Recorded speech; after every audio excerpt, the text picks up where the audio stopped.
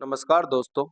उम्मीद करता हूँ आप सभी लोग एकदम स्वस्थ होंगे और साथ ही बहुत अच्छे से अपनी पढ़ाई भी कर रहे होंगे। स्वागत है आप सभी का द मैथ्स 247 में। मेरा नाम है कुमार पिंटू विश्वकर्मा। आज की इस वीडियो में आप सभी का स्वागत है। ये प्रैक्टिस सेट नंबर आपका यूपी पुलिस कांस्टेबल के लिए प्रैक्टिस सेट नंबर आपका 4 रहने वाला है। किसी कारणवश कल आपकी वीडियो नहीं आ पाई थी दोस्तों, उसके लिए मैं माफ़ी चाहता हूँ। अभी कुछ दिन आपका ऐसा हो सकता है कि एक आध दिन में बीच में गैप ले सकता हूँ, वीडियो नहीं आ पाएगी, तो उसके लिए मैं पहले से ही आपसे माफ़ी चाहता हूँ दोस्तों। लेकिन ये बस कुछ दिन की बात है, 1 से 2 दिन की बात है, उसके बाद आपकी कंटिन्यू क्लास रहेगी। और आप लोगों से मेरी रिक्वेस्ट है, आप लोग वीडियो को लाइक कर दिया करें। आप लोग वीडियो देखते हो लेकिन वीडियो को लाइक नहीं करते। अगर आप वीडियो को लाइक नहीं करोगे तो वीडियो की रीच नहीं बढ़ पाएगी, कई लोगों के पास वीडियो नहीं पहुँच पाएगी। और अगर वीडियो की रीच नहीं बढ़ेगी, व्यूज़ नहीं आएँगे, तो फिर मुझे भी थोड़ा-सा मोटिवेशन नहीं आएगा कि वीडियो बनानी चाहिए कि नहीं बनानी चाहिए। आप लोग रेस्पॉन्स ही नहीं करते हो वीडियो पे। तो मैं रिक्वेस्ट करूँगा आप लोग वीडियो को लाइक कर दिया करें। आप बस एक लाइक का बटन आपको दबाना है और नए आए हो तो आप चैनल को भी सब्सक्राइब कर लिया करें प्लीज़। कमेंट करके आपको ये भी ज़रूर बता देना है कि वीडियो आपको कैसी लगती है, आपको इस तरीके की और वीडियोज़ चाहिए कि नहीं चाहिए, ठीक है? तो बस ये छोटी-सी रिक्वेस्ट है मेरी। मैं चाहता हूँ कि आप लोग ये रिक्वेस्ट पूरी कर दें और आप लोग वीडियो को लाइक ज़रूर कर दिया करें और कमेंट सेक्शन में कमेंट करके अपने चैनल को भी सब्सक्राइब कर लिया करें। तो चलिए शुरुआत करते हैं बिना किसी देरी के। कांस्टेबल यूपी पुलिस कांस्टेबल का आपका प्रैक्टिस सेट नंबर 4 रहने वाला है। एज यूजुअल इसमें हम 25 क्वेश्चन कराएंगे और 25 क्वेश्चन को अच्छे तरीके से डिस्कस करेंगे। हमारा टारगेट होता है कि 25 क्वेश्चन हम हर एक चैप्टर से एक एक क्वेश्चन को कलेक्ट करें और जो ज़्यादा इंपॉर्टेंट चैप्टर है उससे हम 1 से 2 क्वेश्चन भी कलेक्ट कर लेते हैं, जिससे आपका एक कंप्लीट रिवीजन हो जाए। और आप देखोगे आज के मॉक टेस्ट में आपके इस प्रैक्टिस सेट में आज का जो प्रैक्टिस सेट है इसमें क्वेश्चन का लेवल काफ़ी अच्छा है। इस लेवल के क्वेश्चन आपके एग्जाम में पूछे जा सकते हैं, क्योंकि होम गार्ड के एग्जाम देखने के बाद थोड़ा सा अंदाजा लगाया जा सकता है कि यूपी पुलिस कांस्टेबल का एग्जाम कंपैरेटिवली थोड़ा टफ आ सकता है। तो आपको टफर सेट में क्या करना है, प्रैक्टिस करनी ही। आप वहां तक अपनी प्रैक्टिस करें जैसे आपको कोई भी दिक्कत ना हो। चलते हैं, शुरुआत करते हैं बिना किसी देरी के। पहले क्वेश्चन के सामने आपकी स्क्रीन के सामने है और इस क्वेश्चन को आप करने की कोशिश करेंगे।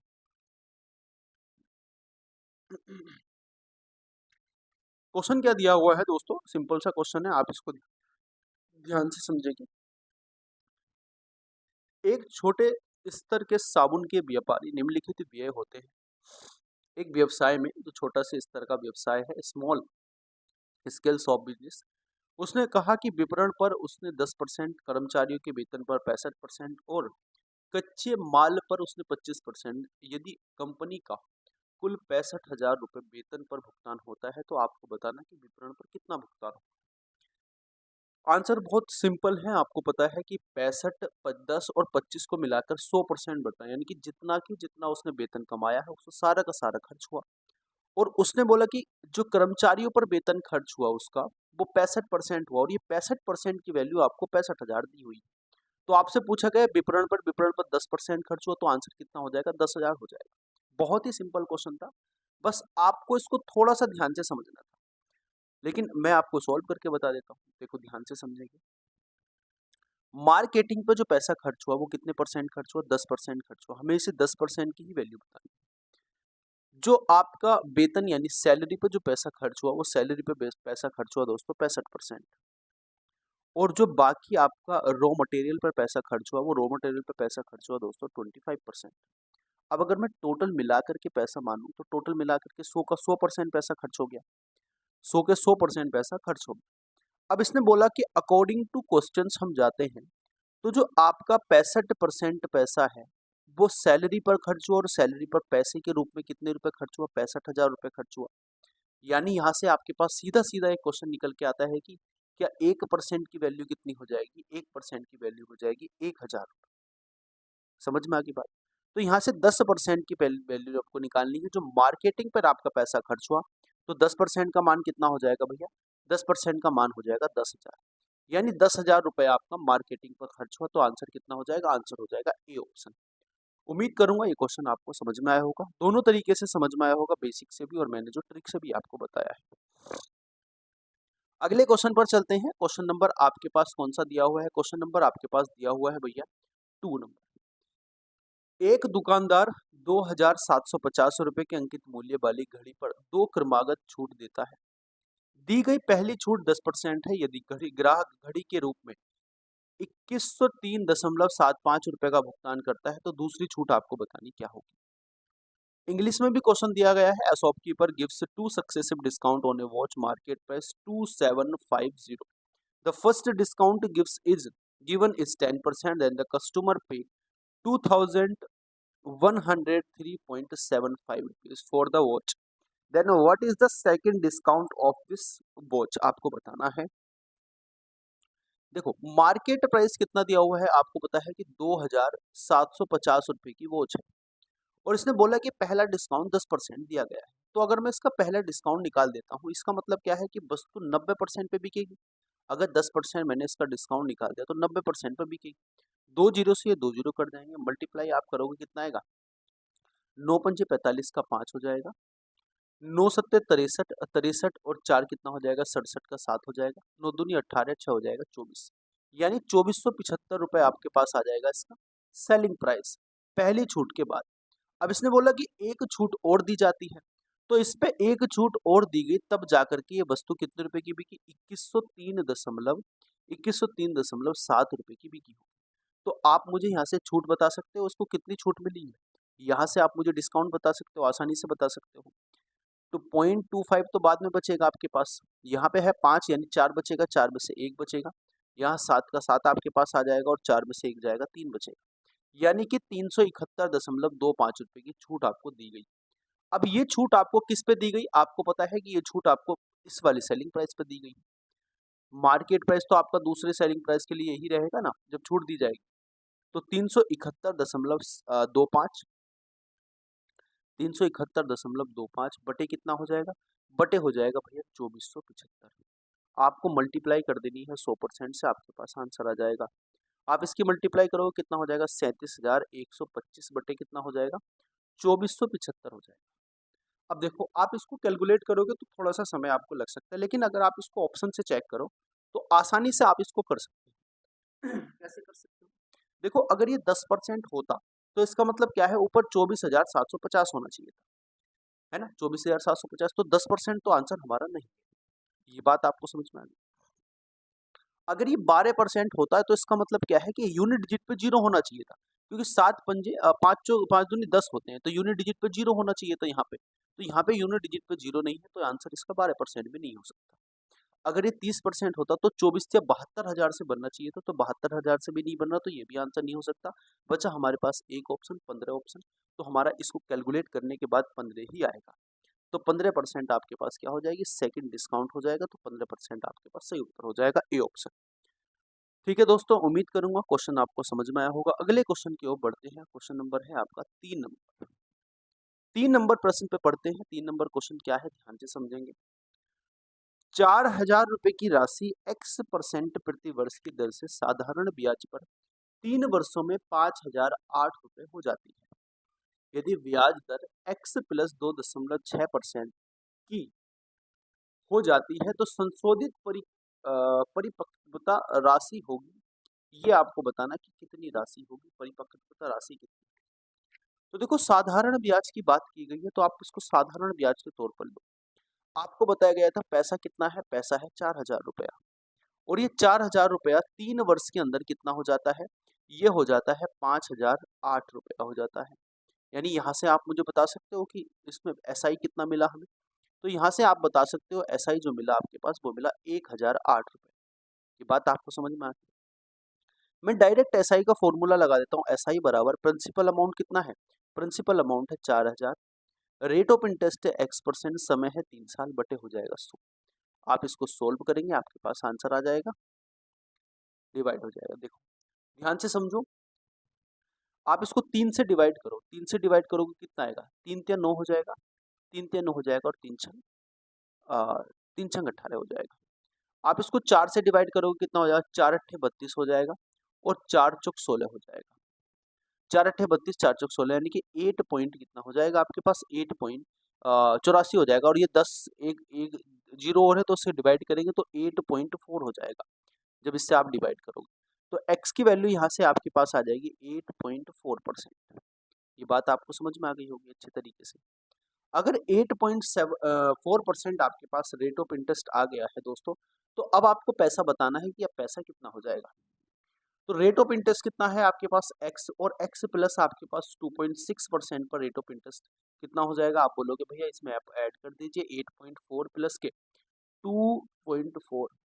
तो जब आप इसमें ये ऐड करोगे तो आपके पास बनेगा भैया 11%, यानी ब्याज दर अब 11% हो जाएगी। और अगर 3 साल की मैं बात करता हूँ तो ब्याज कितना हो जाएगा 11 से 33, क्योंकि SI है तो SI 33% हो जाएगा। लेकिन इसने पूछा है कि परिपक्वता राशि कितनी हो जाएगी, यानी कि अमाउंट कितनी हो जाएगी। तो अमाउंट कितनी हो जाएगी, अमाउंट हो जाएगी भैया यहाँ से जो अमाउंट आपके पास आएगा वो आएगा कितना 133% प्रिंसिपल अमाउंट का। तो बस प्रिंसिपल अमाउंट का 133% निकाल दीजिए, आपके पास कितना आंसर आ जाएगा, यहाँ से निकाल देते हैं। 4000 आपके पास प्रिंसिपल अमाउंट है, इसकी मल्टीप्लाई आपको 133/100 से कर देनी है। 2 जीरो से 2 जीरो कट जाएंगे 0, और 3 चौक 12 का 2 हो जाएगा, 3 चौक 12 और 13 का 3 हो जाएगा, 3 चौक 12 और 3 4 कम 4 1 5 हो जाएगा, यानी कि 5320 आपके पास सही उत्तर आ जाएगा। आंसर हो जाएगा आपका कितना, आंसर हो जाएगा आपका 5320, यानी ए ऑप्शन आपका सही उत्तर हो जाएगा। ठीक है, आगे चलते हैं। प्रश्न नंबर है आपका 4 नंबर क्वेश्चन को ध्यान से पढ़ेंगे और करने की कोशिश करेंगे। एक किसान ने अपने खेत में खेती करने हेतु एक साहूकार से 1,32,000 रुपए उधार दी। ब्याज की दर 12.5% प्रति वर्ष है, जो वार्षिक रूप से संयोजित है। 2 वर्ष के अंत में उसने 1,07,062.5 रुपए अपने स्कूटर का भुगतान करके जमा कर्ज चुका दिया। स्कूटर का मूल्य आपको बताना कितना होगा। क्वेश्चन दिया गया है कि उसने 1,32,000 रुपए उधार लिए, 12.5% पर 2 साल के लिए लिए, और 2 साल के बाद जब उसने पैसा चुकाया तो उसने 1,07,062.5 रुपए तो उसने कैश में दिया और साथ में अपना एक स्कूटर दे दिया। तो आपको बताना कि उस स्कूटर की कीमत कितनी होगी। तो उस स्कूटर की कीमत निकालने के लिए आपको इसमें क्या निकालना पड़ेगा, अमाउंट निकालना पड़ेगा। और जब आप इसके अमाउंट को निकाल पाओगे तो उस अमाउंट में से आपको 1,07,062.50 पैसा घटा देना है। तो आपके पास जो निकल के आ जाएगा वो स्कूटर का पैसा निकल के आ जाएगा कि स्कूटर कितने रुपए का था। चलो ध्यान से करने की कोशिश करते हैं। पैसा कितना है दोस्तों, पैसा है 1,32,000 रुपया उसने उधार दिया, यानी ये आपके पास क्या है, ये है आपके पास principal amount. Rate of interest है आपके पास 12.5%। इस 12.5% रेट ऑफ इंटरेस्ट को मैं क्या लिख सकता हूँ दोस्तों, मैं लिख सकता हूँ इसको 1/8%। 1/8 फ्रैक्शन वैल्यू लिख सकता हूँ, कोई दिक्कत वाली बात नहीं है। तो पहले साल अगर उसने 8 रुपए लिया होगा तो 1 साल का ब्याज के बाद उसको 9 रुपए देना पड़ा होगा। अगले साल भी उसने 8 रुपए लिया होगा तो 9 रुपए उसको देना पड़ा होगा। 8 अट्ठे कितना हो जाएगा 64 हो जाएगा, और 9 नम कितना हो जाएगा 81 हो जाएगा। यानी अगर उसने 64 रुपए लिया होगा तो 81 रुपए उसको वापस करना पड़ेगा। अब जो पैसा लिया हुआ है वो है आपके पास 1,32,000, यानी कि हमारे पास 64 यूनिट की वैल्यू कितनी दी हुई है, 1,32,000 रुपए आपको 64 यूनिट की वैल्यू दी हुई है। आपको क्या निकाल देना है, 81 यूनिट की वैल्यू निकाल देनी है।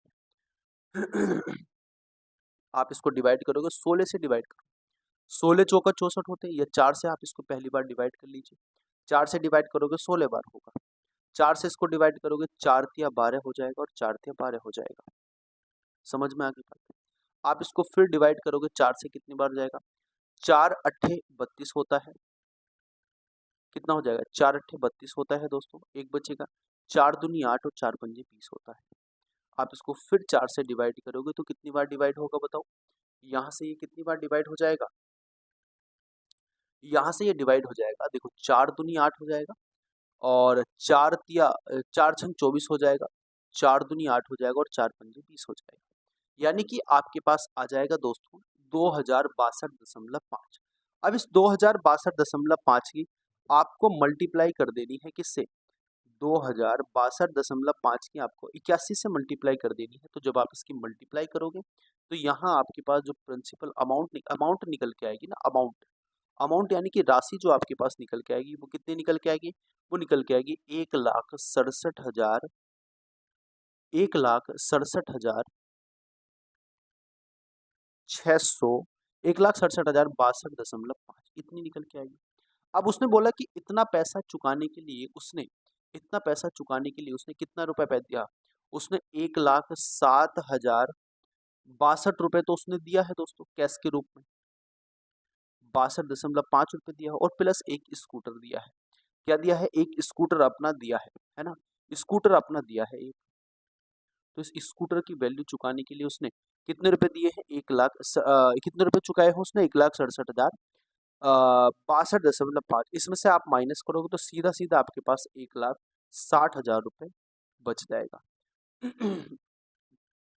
है ना? 1,60,000 रुपए आपके पास बच जाएगा। यानी आपके पास आंसर हो जाएगा कितना? आपके पास आंसर हो जाएगा सी ऑप्शन। ये जब आप इसकी मल्टीप्लाई करोगे तो आपके पास आएगा। ठीक है, ये बात आपको अच्छे तरीके से समझ में आ गई होगी दोस्तों। ठीक है, आगे चलते हैं। क्वेश्चन नंबर आपके पास कौन सा है? क्वेश्चन नंबर है आपके पास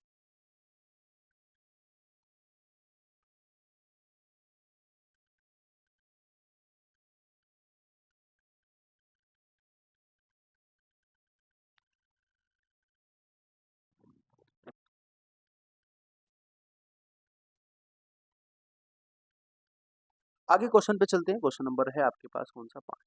5 नंबर क्वेश्चन को आप ध्यान से करेंगे और करने की कोशिश करेंगे। जल और शरबत के दो मिश्रण के अनुपात क्रम से 5:2 और 7:4 है।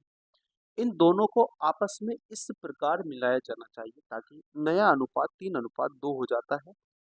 दोनों के कुल मिश्रण में शराब और पानी का रेशियो आपको बताना है कितना होगा। शराब और शरबत का रेशियो बताना, पानी और शरबत का रेशियो। ठीक है, ध्यान से समझेंगे क्वेश्चन को। देखो ध्यान से समझेंगे। एक मिश्रण आपके पास दिया हुआ है दोस्तों 5:2। ये पहला मिश्रण मैं मान लेता हूँ। दूसरा मिश्रण आपको दिया गया है दोस्तों 7.4, 7:4। ये दूसरा मिश्रण आपको दिया गया है। आप मुझे बताएंगे अगर मैं इन दोनों मिश्रण को मिलाऊंगा तो सबसे पहले तो मुझे इनकी क्वांटिटी को बराबर करना होगा। तो क्वांटिटी ये इसकी कितनी क्वांटिटी हो रही है? इसकी 7 यूनिट हो रही है, इसकी 11 यूनिट। तो मुझे देखो ये 7 यूनिट हो रही है, इसकी 11 यूनिट। तो इसको 11 यूनिट से मल्टीप्लाई कर देनी है और इसको 7 यूनिट से मल्टीप्लाई कर देनी है। जब मल्टीप्लाई हम करेंगे इसको तो हम 11 यूनिट से मल्टीप्लाई करेंगे और इसको करेंगे 7 यूनिट से मल्टीप्लाई। तो ये रेशियो जो आपका बन जाएगा वो कितना बन जाएगा? 11×5 = 55 हो जाएगा और 2 22 हो जाएगा। और ये हो जाएगा आपके पास 7×7 = 49 और ये हो जाएगा 7×28 आपके पास आ जाएगा। ये आपके पास रेशियो आ जाएगा। अब उसने बोला कि इस रेशियो को 3:2 के अनुपात में क्या करना है? 3:2 के अनुपात में बांटना है। तो मैं इसको 3 से मल्टीप्लाई कर देता हूँ, उसको 2 से मल्टीप्लाई कर देता हूँ। तो जब मल्टीप्लाई करेंगे तो 55×165 आ जाएगा और इसकी मल्टीप्लाई करूंगा 22×66 आ जाएगा। इसकी मल्टीप्लाई करूंगा 49 दूनी 98 होते हैं और 28 दूनी होते हैं कितने? 28 दूनी 56 होते हैं। आप इन दोनों को ऐड करोगे आपके पास आएगा 263। 263 रेशियो 122। 263 रेशियो 122 आपके पास सही उत्तर आ जाएगा। बी ऑप्शन आपका सही उत्तर हो जाएगा। आगे चलते हैं। प्रश्न नंबर है आपका 3। 6 नंबर प्रश्न आपके पास है। 3 साझेदार ABC 4:5:6 के अनुपात में लाभ कमाते हैं। यदि सी में लाभ में सी का हिस्सा ए की तुलना में 200 रुपए अधिक है तो आपको कुल लाभ बताना कितना है? देखो 4:5:6 के अनुपात में लाभ कमाते हैं। ये ए है, ये बी है और ये सी है। आपको बताया गया है कि सी का हिस्सा ए की तुलना में 200 अधिक है। सी का हिस्सा ए की तुलना में कितना अधिक है? सी का हिस्सा ए की तुलना में 200 यूनिट अधिक है। तो हमारे हिसाब से तो ये 2 यूनिट अधिक है और 2 यूनिट की वैल्यू दे रखी है 200। तो 1 यूनिट की वैल्यू आपके पास कितनी आ जाएगी? 100 आ जाएगी। आपको बताना है कि टोटल जो प्रॉफिट हुआ वो कितना हुआ। तो टोटल जो प्रॉफिट आपका हुआ वो हुआ 15 यूनिट। तो 15 यूनिट की वैल्यू कितनी आ जाएगी? 15 यूनिट की वैल्यू आ जाएगी भैया 1500। 1500 आपके पास सही उत्तर हो जाएगा, यानी कि ए ऑप्शन आपके पास सही उत्तर हो जाएगा। आगे चलते हैं। क्वेश्चन नंबर आपके पास है 7। 7 नंबर क्वेश्चन क्या दिया हुआ है ध्यान से समझेंगे, करने की कोशिश करेंगे। 17 रुपए प्रति किलोग्राम वाले 12 रुपए प्रति किलोग्राम वाले गेहूं के 7 किस अनुपात में मिलाया जाना चाहिए ताकि मिश्रण 13.5 अनुपात में बिके? एक मिश्रण है 17 रुपए किलो वाला, एक है आपका 12 रुपए किलो वाला। इस पूरे को मिलाकर के 3.5 में आपको बेचना है।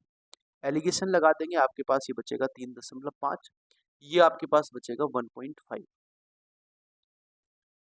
रेशियो आप निकालोगे 5 से 15 होता है और 5 से 35 होता है, यानी कि 3:7 आपके पास सही उत्तर आ जाएगा, सी ऑप्शन। समझ में आ गई आपको बात? आगे चलते हैं, क्वेश्चन नंबर आपका कौन सा है? क्वेश्चन नंबर है आपका 8। 8 नंबर प्रश्न को देखते हैं, करने की कोशिश करेंगे। 5 सदस्यों वाले परिवार की वर्तमान औसत आयु 24 वर्ष है। यदि परिवार के सबसे छोटे सदस्य की वर्तमान आयु 8 वर्ष है, तो इस सबसे छोटे सदस्य के ठीक जन्म से ठीक पहले परिवार की औसत आयु कितनी थी, ये आपको बताना है।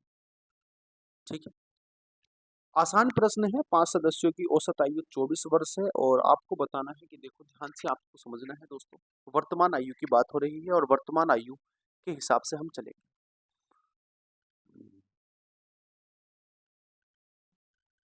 देखो, वर्तमान आयु 5 सदस्यों की कितनी है? 5 सदस्यों की वर्तमान आयु है 24 साल।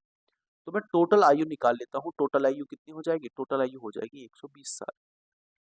ठीक है, यदि परिवार में सबसे छोटे सदस्य की आयु वर्तमान में 8 वर्ष है, यानी इस जो 120 आपके पास टोटल आया, इसमें एक सबसे छोटा सदस्य है जो 8 वर्ष का है। समझ में आ गई आपको बात? तो इस सबसे छोटे सदस्य के जन्म से ठीक पहले सदस्यों की औसत आयु कितनी थी, ये आपको बताना। आप मुझे बताओ, अगर इससे ठीक पहले की मैं बात करता हूँ, 8 वर्ष का ये सदस्य अब इस टाइम पे हो रहा है। इससे अगर मैं ठीक पहले की बात करता हूँ, तो इसका मतलब क्या है? सारे सदस्य जो है 8-8 वर्ष छोटे हो जाएंगे। और अगर सारे सदस्य 8-8 वर्ष छोटे हो जाएंगे, तो यानी कि 5 सदस्यों की अगर मैं 8 साल माइनस कर देता हूँ उम्र, यानी इसमें से 40 साल उम्र माइनस हो जाएगी टोटल में से। और अब टोटल में से अगर 40 साल उम्र माइनस हो जाएगी, तो अब 80 साल इनकी उम्र हो जाएगी टोटल। अब ये जो 80 साल उम्र है, ये है इनकी 8 वर्ष पहले 4 व्यक्तियों की उम्र। क्योंकि अभी जो सबसे छोटा व्यक्ति है वो पैदा नहीं हुआ, उसके जन्म से पहले की बात चल रही है। तो अब आपको इसका क्या बताना है? औसत बताना है। तो आपको इसका एवरेज बताना है। तो एवरेज कितना हो जाएगा भाई? 80 टोटल है। और अब छात्र कितने बचे? अब छात्र सदस्य कितने बचे? 4 सदस्य बचे। तो औसत कितना हो जाएगा? औसत हो जाएगा 20 वर्ष। 20 वर्ष आपके पास सही उत्तर आ जाएगा, बी ऑप्शन। आगे चलते हैं, प्रश्न नंबर है आपके पास 9। अशोक और अनिल एक काम को 4500 रुपए में करने का ठेका लेते हैं। अशोक अकेले उस काम को 8 दिन में कर सकता है, अनिल उस काम को 12 दिन में पूरा कर सकता है। अमन की सहायता से उन्होंने 4 दिन में कार्य पूरा कर दिया। इस राशि के हिस्से में अमन का हिस्सा कितना हो जाएगा, ये बताना है। इसने बोला कि जो अशोक है, अशोक जो है वो इस कार्य को 8 दिन में पूरा कर सकता है। जो अनिल है इस कार्य को 12 दिन में पूरा कर सकता है। और अगर ये तीनों मिल जाए, अमर, अशोक और अनिल, अमर, अशोक और अनिल अगर मिल जाए, तो इस कार्य को 4 दिन में पूरा कर सकते हैं। तो मैं क्या ले लेता हूँ? एलसीएम ले लेता हूँ 24। 24 अगर एलसीएम लूंगा, तो यानी कि टोटल वर्क 24 हो गया। 8 या 24 अशोक की क्षमता आ गई 3, 12 दूनी 24 अनिल की क्षमता आ गई 2। टोटल की क्षमता कितनी आ जाएगी? 6 चौक 24, 6 आ जाएगी। तो यहाँ से अगर मैं अमन की क्षमता निकालूंगा, तो अमन की क्षमता कितनी हो जाएगी? देखो टोटल इनकी दोनों को मिला के 5 है और टोटल मिला करके 6 है। तो 6 माइनस 5 कितना हो जाएगा? 1 हो जाएगी इसकी क्षमता। ये बात आपको अच्छे तरीके से समझ में आ गई। तो क्षमता के हिसाब से आप पैसा बांट दीजिए। 3:2:1 के अनुपात में पैसा बटेगा। टोटल कितना हो जाएगा? टोटल हो जाएगा 6 यूनिट। इस 6 यूनिट की वैल्यू कितनी दी हुई है? 6 यूनिट की वैल्यू दी हुई है दोस्तों,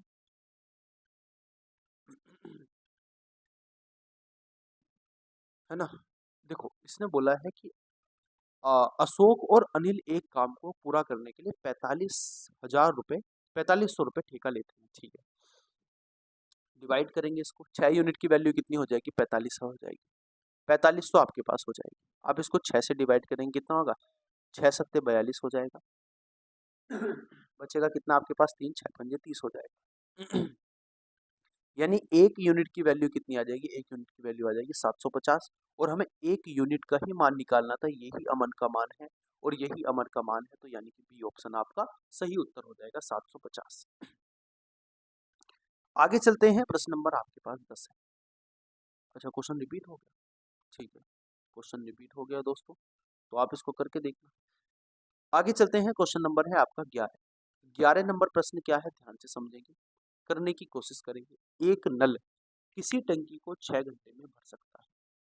एक नल है जो किसी टंकी को 6 घंटे में भर सकता है। जब टैंक आधा भर जाता है, तो उसी टैंक में पानी भरने के लिए इसी तरह के 3 और नल खोले जाते हैं।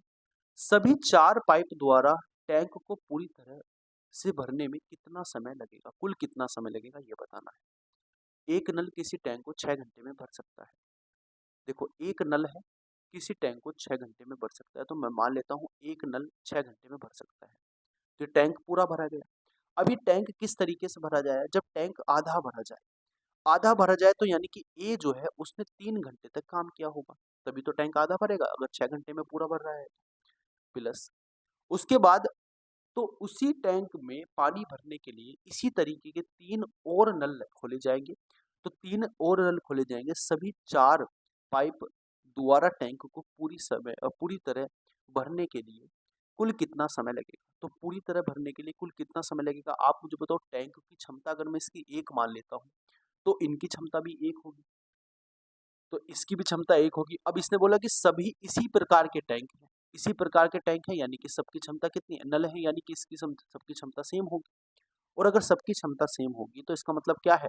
अगर मैं इसकी क्षमता 1 मान लेता हूँ तो यहाँ पे मेरे पास आ जाएगा 1 गुणा 3 प्लस, अब 4 टैंक हो जाएंगे तो 4 यूनिट और प्लस एक्स में इसको मान लेता हूँ, मल्टीप्लाई एक्स मान लेता हूँ, क्योंकि इसको ये मुझे समय बताना है कि बाद आधा टैंक भरने में कितना समय और लगेगा। तो एक्स समय और लग जाएगा, बराबर हो जाएगा 6। माइनस करेंगे एक्स की वैल्यू कितनी आ जाएगी? 6/4 आ जाएगी। यानी कितना समय लग जाएगा? इसको समय लग जाएगा भैया, इसको समय लग जाएगा 3/2। ये बात आपको अच्छे तरीके से समझ, 3/2 आ जाएगा, ये 6 नहीं आएगा, सॉरी 3/6 आएगा। देखो मैं फिर से बता देता हूँ एक बार, फिर से एक बार बता देता हूँ, शायद आप थोड़ा सा कंफ्यूज हो जाएगा। इसने बोला मैं मान लेता हूँ ये जो टैंक है उसकी क्षमता 1 है, तो अब उसने बोला इसी तरीके के सारे टैंक हैं, तो इसी तरीके के सारे टैंक है तो यहाँ पे तो 3 आ जाएगा और 4 टैंक और खोले जाएंगे तो 4 क्षमता हो जाएगी, एक्स समय में पूरा कर देंगे आधे टैंक को। तो यहाँ पे आ जाएगा आपके पास 4x बराबर 3 को माइनस करोगे 3 आएगा, तो x की वैल्यू जो आपके पास आ जाएगी वो आ जाएगी 3/4। ये बात आपको अच्छे तरीके से समझ में आ गई होगी, यानी ये 3/4 घंटे में बाकी आधा टैंक भर जाएगा। तो 3 घंटे तो आपको शुरू में लग रहे हैं, प्लस 3/4 घंटे आपको बाद में लग रहे हैं, तो इसकी मल्टीप्लाई कर देंगे आप 60 से, तो इस समय आ जाएगा सेकेंड में। तो 3 आवर्स प्लस 45 सेकेंड आपके पास समय आ जाएगा। 3 घंटे 45 मिनट में आप इसको क्या कर देंगे? 45 मिनट में टैंक को भर दिया जाएगा। 3 घंटे 45 मिनट में टैंक को भर दिया जाएगा, यानी कि डी ऑप्शन आपका सही उत्तर हो जाएगा। ठीक है दोस्तों, उम्मीद है आपको क्वेश्चन समझ में आया हो। आगे चलते हैं, प्रश्न नंबर है आपका 12। एक व्यक्ति 600 मीटर लंबी सड़क को 5 मीटर मिनट में पार करता है, प्रति मीटर इसकी स्पीड बतानी है आपकी कितनी है। कर सकते हो, आसान क्वेश्चन है। आगे चलते हैं, प्रश्न नंबर है आपका 13। कविता सबिता बबीता 5.8 रेशियो अरे भाई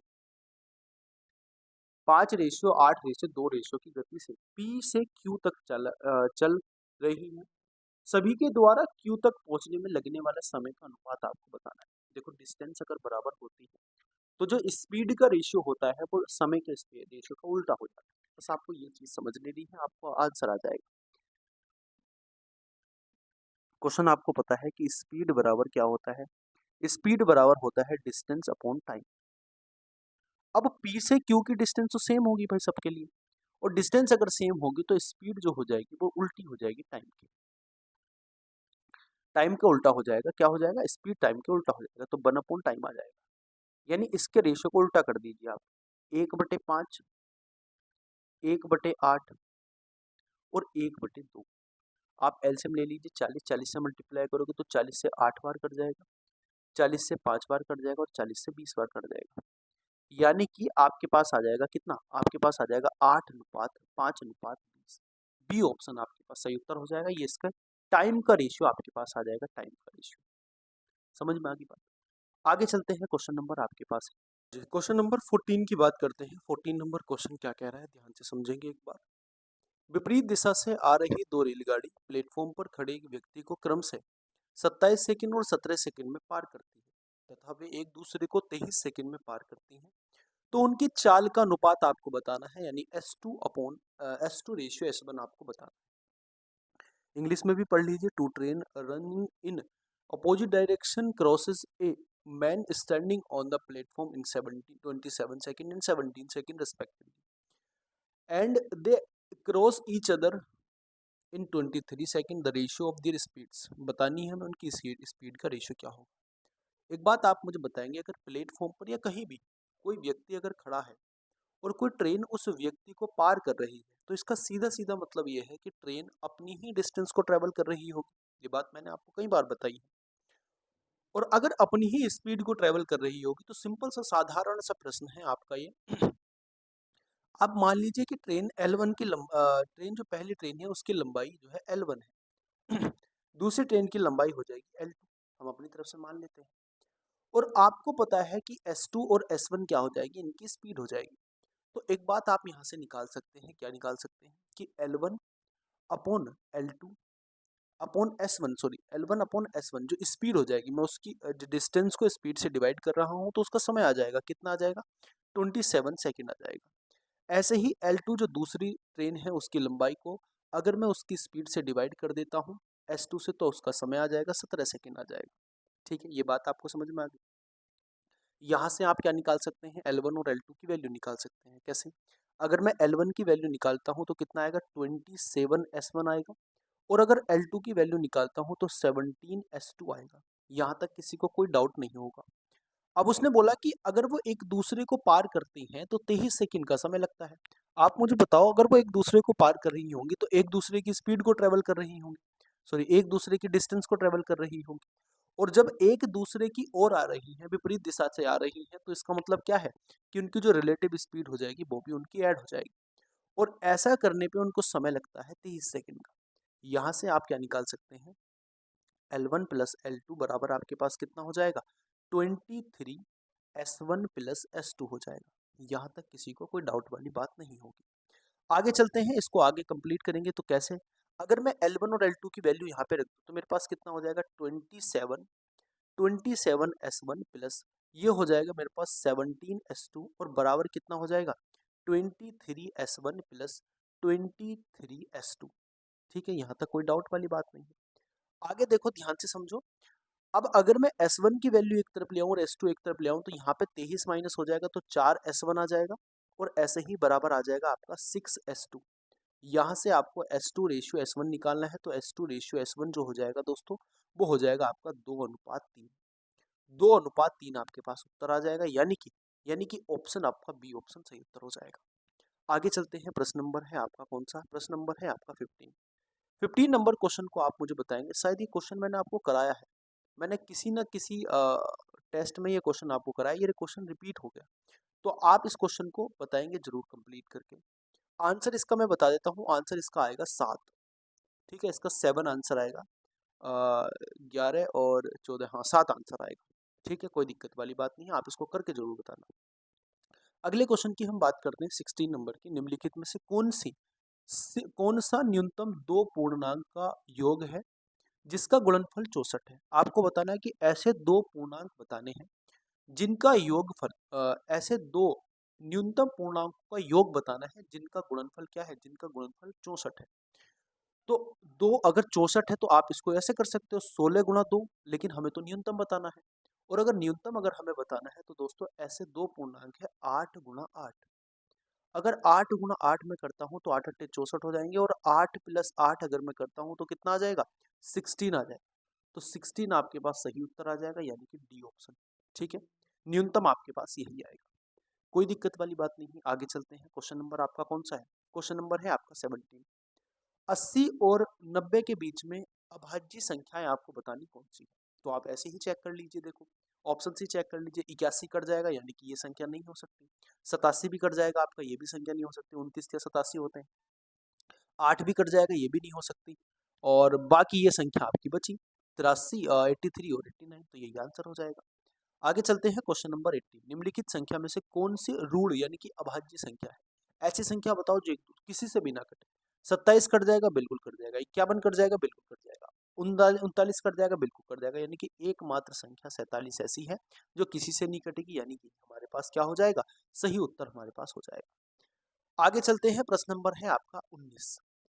आपको दिया गया है PQR starts running at the same time and at the same point in the same direction in a circular stadium, sorry rectangular stadium, एक रेक्टेंगुलर स्टेडियम है और पी क्यू आर दो क्या है, तीन व्यक्ति हैं और ये सेम डिस्टेंस से और सेम पॉइंट से और सेम ही डायरेक्शन में क्या करते हैं, एक दूसरे से क्या करते हैं, डिस्टेंस को ट्रेवल करने के लिए चलते हैं। ठीक है, पी कंप्लीट अराउंड 252 सेकेंड, यानी कि यहाँ पे एक पी है, एक क्यू है और एक है आर। अब ये रेक्टेंगुलर क्या है, एक स्टेडियम है, एक दूसरे से क्या करते हैं, एक ही दिशा में चलते हैं और एक ही दिशा में चलते हैं, तो पी जो कंप्लीट करता है अपना राउंड वो 252 सेकेंड में कंप्लीट करता है एक राउंड, यानी पी यहाँ से लेकर के कंप्लीट करके यहाँ जो आ जाएगा उसको 252 सेकेंड लगते हैं। अगर मैं क्यू की बात करता हूँ तो क्यू को 175 सेकेंड लगते हैं और अगर मैं बात करता हूँ आर की तो आर को लगते हैं भैया 200 सेकेंड। ठीक है, अब इसने बोला कि after what time will they meet again in the starting point, ये कितने समय के बाद स्टार्टिंग पॉइंट पर दोबारा मिलेंगे, ये आपको बताना है। अब ये आपको बताना है तो इसका सिंपल सिंपल सा तरीका है कि भैया इसका एलसीएम ले लीजिए आप, यानी कि एलसीएम लेने के बाद वो जो समय होगा वो ऐसा समय होगा जो आपको वो ऐसा समय होगा जो आपको जो ऐसा समय होगा जो एक दूसरे के द्वारा कंप्लीट किया जाएगा। ठीक है, आप इसका एलसीएम ले लीजिए, जो इसका एलसीएम आपका निकल के आएगा वो कितना निकल के आएगा, आप इसका एक बार एलसीएम लेके देखिए। एलसीएम जब आप इसका लोगे तो एलसीएम लेने में आपको इसकी थोड़ी सी तकलीफ हो सकती है, तो मैंने आपको कई बार इसके तरीके भी बताए हैं। अगर आपको इसका एलसीएम लेना है तो आपको मैंने इसके कई तरीके बताए हैं, आप इसको बेसिक मेथड से भी एलसीएम ले सकते हैं और आप इसको अगर जानते हो थोड़ा सा अगर आप इसको थोड़ा सा जानते हो तो आप इसको सिंपल तरीके से भी क्या कर सकते हैं, एलसीएम ले सकते हैं। ठीक है, आप सिंपल तरीके से भी इसको एलसीएम लेके कर सकते हैं। तो कितना इसका एलसीएम आ जाएगा, जब इसका एलसीएम आप लोगे तो इसका एलसीएम जो आ जाएगा दोस्तों वो आ जाएगा कितना,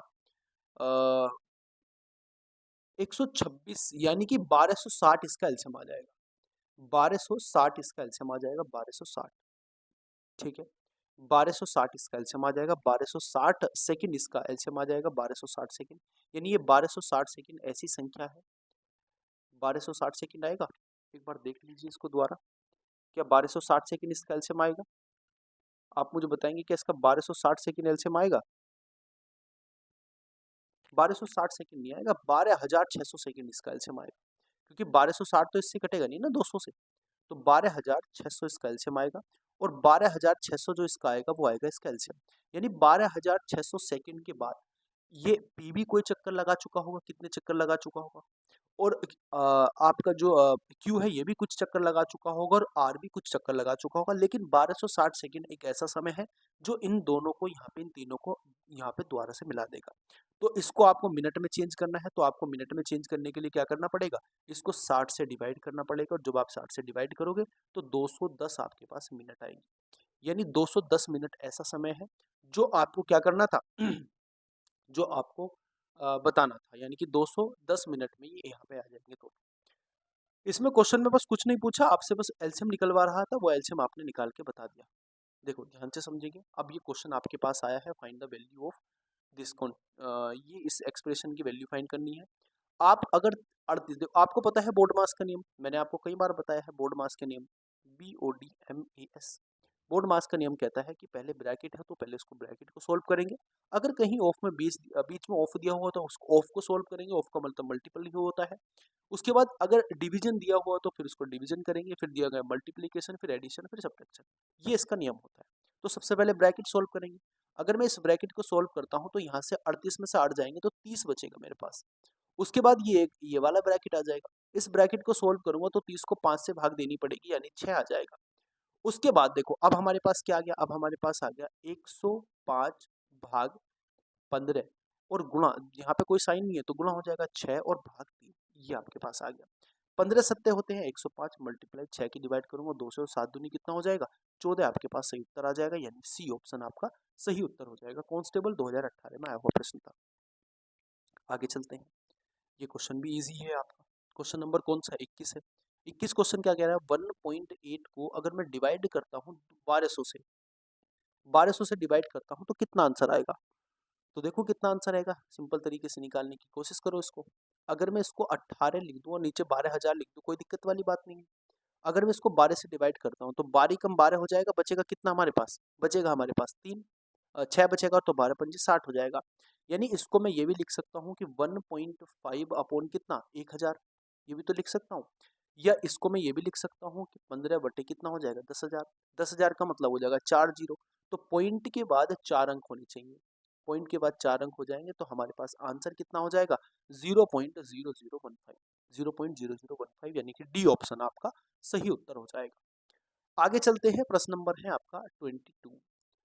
40 मीटर लंबी तथा 30 मीटर चौड़ी एक आयताकार मैदान के चारों ओर 2.5 मीटर चौड़ा रास्ता 3.5 रुपए प्रति वर्ग की मीटर दर से रास्ता पर घास लगवाने का खर्च आपको बताना कितना होगा।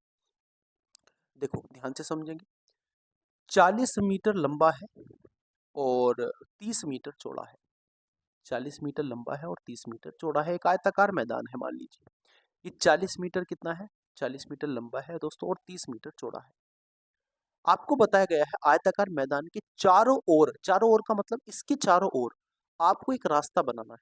चारों ओर इसका एक रास्ता बनाना है, ठीक है। मैं मान लेता हूँ एक रास्ता आपका हो जाएगा, इसको ना यहाँ पे इसको अंदर की तरफ लिखो, थोड़ा रास्ता बनाने में दिक्कत नहीं होगी। यहाँ पे लिख दीजिए आप 40 और यहाँ पे लिख दीजिए आप 30। अब इसके चारों ओर एक हमें रास्ता बनाना है। इसके चारों ओर रास्ता बनाएंगे तो इसका मतलब क्या हो जाएगा? इसके चारों ओर रास्ता मैं इस तरीके से बनाऊंगा दोस्तों। ये रास्ता है इसका, ये इसका रास्ता हो जाएगा। अब आप ध्यान से समझेंगे एक बात को। यहाँ आपको दिया गया है कि जो रास्ता है ना उसकी चारों ओर 2.5 मीटर का रास्ता है। तो आप मुझे बताओ, अगर ये भी 2.5 है और ये भी 2.5 है, ये भी 2.5 होगा और ये भी आपका 2.5 होगा। समझ में आ गई बात? तो अगर मैं इन बाहर वाले बाउंड्री निकालना चाहूँ, बाहर वाली इनकी डिस्टेंस निकालना चाहूँ तो कितना हो जाएगा? आप मुझे बताओगे, ध्यान से समझो। अगर इसमें 2.5 जोड़ा, इसमें भी 2.5 जोड़ा तो ये कितना हो जाएगा? 45 हो जाएगा। और इसमें भी मैंने 2.5 जोड़ा, इसमें भी 2.5 जोड़ा, तो ये वाली लाइन कितनी हो जाएगी? हो जाएगी 35। अब आपको बताना है इस मैदान का जो खर्च आएगा घास लगवाने का वो कितना आएगा। तो पहले आप इस मैदान के जो चारों तरफ घास लगाएगा उसका क्षेत्रफल निकाल लीजिए। कैसे निकालोगे? आपको पहले पूरे बाहरी वाले क्षेत्रफल में से आपको क्या कर देना है? जो बाहरी वाला क्षेत्रफल है आपका 45 गुणा 35, जो बाहर वाला क्षेत्रफल है, इस बाहर वाले क्षेत्रफल में से आपको क्या माइनस कर देना है दोस्तों? अंदर वाला क्षेत्रफल माइनस कर देना है। 45 गुणा 35 को जब आप मल्टीप्लाई करोगे तो कितना आएगा? इसमें से माइनस कर देना है कितना? 40 गुणा 30 को। तो ये आपके पास जो जो आपका मैदान के ऊपर चारों ओर क्या है? चारों ओर का क्या आपका ये रास्ता है ना, रास्ता, इस रास्ते का क्या आ जाएगा? इस रास्ते का क्षेत्रफल आ जाएगा आपका ये। इस रास्ते का क्या आ जाएगा? क्षेत्रफल आपका आ जाएगा। तो रास्ते का क्षेत्रफल आपको निकालना है। इस रास्ते का क्षेत्रफल निकालने के लिए आपको क्या करना पड़ेगा? पहले इसकी मल्टीप्लाई करनी पड़ेगी। आप इसकी मल्टीप्लाई करोगे कितना आएगा? 1575 आएगा दोस्तों। 1575 आपके पास आएगा। इसमें से 1575 में से आप क्या कर देंगे? आप माइनस कर देंगे कितना? 4 या 12, 1200 इसमें से माइनस कर देंगे। माइनस करेंगे कितना आएगा आपके पास? ये आएगा 375। यानी 375 जो आ जाएगा ये रास्ते का क्या हो गया? रास्ते का क्षेत्रफल हो गया। इस रास्ते के क्षेत्रफल को आपको किससे मल्टीप्लाई कर देनी है? आपको कितना पैसा बताया? आपको पैसा बताया 3.5 रुपया। यानी कि आपको जो पैसा बताया वो बताया है 3.5 रुपया, यानी कि 3.5 रुपए। 3.5 रुपये अगर आप इसकी मल्टीप्लाई करोगे तो आपके पास आएगा 1312.5। 1312.5 रुपये आपके इसके खर्च होंगे रास्ते पर घास लगवाने के। तो आंसर कितना हो जाएगा? आंसर हो जाएगा ए ऑप्शन। आगे चलते हैं, प्रश्न नंबर है आपका 23। किसी वृत्त के व्यास को 2 गुना किया गया, उसका क्षेत्रफल ज्ञात कीजिए क्या होगा। अगर किसी वृत्त के व्यास को 2 गुना किया गया तो आप मुझे बताओ तो उसकी त्रिज्या भी 2 गुना हो जाएगी। और अगर त्रिज्या 2 गुना हो जाएगी तो इसका मतलब क्या है? क्षेत्रफल क्या होता है? त्रिज्या की घात 2, और त्रिज्या की घात 2 तो क्षेत्रफल कितना हो जाएगा? 2 दूनी 4 गुना हो जाएगा। समझ में आ गई बात? सिंपल सा क्वेश्चन था, आप इसको कर भी सकते हैं आसानी से। अगले क्वेश्चन की मैं बात करता हूँ। एक आयताकार आयताकार भूखंड की लंबाई उसकी चौड़ाई से 3 गुनी है। एक आयताकार भूखंड है, ये आयताकार एक भूखंड है दोस्तों, ठीक है। आपको क्या बताया गया है? आपको बताया गया है कि इसके जो लंबाई है इसकी चौड़ाई की 3 गुनी है। मैं इसकी चौड़ाई मान लेता हूँ x, और इसकी लंबाई हो जाएगी कितनी? 3 गुनी, यानी कि 3x हो जाएगी। भूखंड का क्षेत्रफल आपको 768 वर्ग मीटर दिया हुआ है। भूखंड का परिमाप बताना है, तो क्षेत्रफल अगर आप इसका निकालोगे तो कितना हो जाएगा? क्षेत्रफल आप इसका निकालोगे तो क्षेत्रफल हो जाएगा 3x स्क्वायर, और 3x² बराबर आपको दिया हुआ है 768। आप इसको डिवाइड करोगे 3 से तो 3 एकम कितना हो जाएगा, x² बराबर कितना आएगा 3 एकम 3, और बचेगा कितना, 3 चौक बचेगा कितना 1, 3 पंजे 15 हो जाएगा दोस्तों, और 3 छंग 18 हो जाएगा। नहीं 3 दूनी 6 होगा ना, सॉरी 3 दूनी 6 हो जाएगा, 3 दूनी 6 256 आ जाएगा, 256 आ जाएगा। 256 का मतलब हो जाएगा x का मान हो जाएगा आपके पास 16। यानी अगर x का मान आपके पास 16 हो गया दोस्तों, तो इसका मतलब क्या हो जाएगा, इसका मतलब हो जाएगा कि आपकी जो चौड़ाई है मैदान की वो कितनी हो जाएगी, 16 हो जाएगी, और 16 से कितनी हो जाएगी, 48। आपको बताना है इसका क्षेत्र परिमाप। तो परिमाप कैसे निकालोगे, परिमाप निकालने के लिए क्या करना पड़ता है, 2 into A B, A plus B, ये तो करना पड़ता है। तो आपको 2 से मल्टीप्लाई कर देनी है कितनी, 16, इसमें आप मल्टीप्लाई कर देंगे, देखो 16 कितना हो जाएगा 48, और प्लस के 16 कितना हो जाएगा 64 हो जाएगा, और 64 गुणा 2 कितना हो जाएगा दोस्तों, 128 आपके पास आ जाएगा। 128 आपके पास आ जाएगा, 64 दूनी 128, यानी कि सी ऑप्शन आपका सही उत्तर हो जाएगा। आज की क्वेश्चन का, आज का ये हमारी क्लास का आखिरी प्रश्न है, और मैं चाहता हूँ इसका आंसर आप मुझे कमेंट सेक्शन में जरूर बताएं। सिंपल क्वेश्चन है, आपका 2018 में आया हुआ है। आपको क्या बताना है, 225 का 28% बताना है, तो 28/100 से इसकी मल्टीप्लाई कर देंगे। 25 चौका 100 होते हैं, 25 से डिवाइड करेंगे, देखो 25 दूनी 50, और 25 ही कम 25, 4 से डिवाइड करूंगा 7 बार आएगा, तो 7 ही कम 7, 7 दूनी 14 हो जाएगा, यानी 147 आपका इसका सही उत्तर हो जाएगा, बी ऑप्शन। ठीक है दोस्तों, कैसी लगी आपको क्लास, उम्मीद करता हूँ क्लास आपको समझ में आई होगी, क्लास आपको अच्छी लगी होगी। इसकी पीडीएफ आपको टेलीग्राम चैनल पर मिल जाएगी। टेलीग्राम चैनल का नाम है @maths247। वहाँ से इसकी दोनों तरीके की पीडीएफ आप ले सकते हो, ब्लैंक पीडीएफ भी ले सकते हो, और एनोटेशन जो लिखी हुई पीडीएफ है वो भी ले सकते हो। आप टेलीग्राम चैनल से जुड़ जाना, और वीडियो के लिंक भी आपको वहीं पे मिल जाते हैं, और डेली जो भी अपडेट होती है वो भी आपको वहीं पे मिल जाते हैं, और साथ में आपको वहाँ पे ग्रुप डिस्कशन का चैनल भी है, आप वहाँ पे ग्रुप डिस्कशन कर सकते हो, यानी कि कोई भी क्वेश्चन आपका है उस पर अगर आप डिस्कशन करना चाहते हो तो वहाँ पे आप डिस्कशन भी कर सकते हैं। उम्मीद करूंगा क्लास आपको समझ में आई होगी। अगर वीडियो अच्छी लगी हो तो वीडियो को लाइक कर देना, वीडियो को शेयर कर देना, और अगर नए आए हो तो चैनल को सब्सक्राइब कर लेना। मिलते हैं अपने नेक्स्ट वीडियो में, तब तक के लिए जय हिंद, वंदे मातरम, भारत माता की जय।